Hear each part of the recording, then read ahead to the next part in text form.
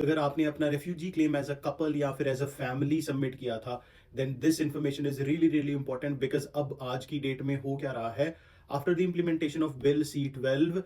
एक पार्टनर को जो है वो इनएलिजिबिलिटी की लेटर रिसीव हो रही है because they are actual ineligible after the implementation of the bill C-12, and दूसरे पार्टनर को जो है वो लेटर रिसीव नहीं हो रही है, which is a really really unique circumstance. So अब इस केस में होगा क्या, जिन पार्टनर को इनएलिजिबिलिटी की लेटर मिली है उनका जो प्रोसेस होगा वो होगा प्रा की एप्लीकेशन के थ्रू, एंड जिनको नहीं मिली है उनका नॉर्मल जो है वो केस चलेगा IRB में हेयरिंग, एंड देन फिर उसके बाद result. So now you need to put all your focus on the first person जिसको इनएलिजिबिलिटी की लेटर मिली है, प्रा की एप्लीकेशन जिसकी लगनी है, बिकॉज उसका रिजल्ट जो है वो आने वाले महीनों में आएगा।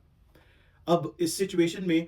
आप अपने सारे के सारे प्रूफ्स दे सकते हो, सारी की सारी चीजें दे सकते हो, बिकॉज जो दोनों केस हैं वो इंडिविजुअली जज होने हैं, इंडिविजुअली उनका जो रिजल्ट है वो आपको मिलेगा। तो प्रा में अगर आपको as a partner in eligibility के लेटर है, अगर चाहे आप प्रिंसिपल क्लेमेंट थे चाहे आप डिपेंडेंट भी थे,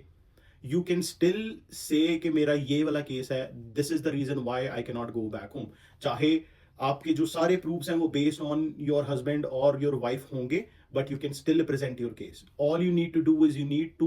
tell the officer and show the officer कि आप वापस नहीं जा सकते हो। But this is really critical because इसमें क्या है कि अगर उनका प्रा का रिफ्यूज हो जाता है एंड देन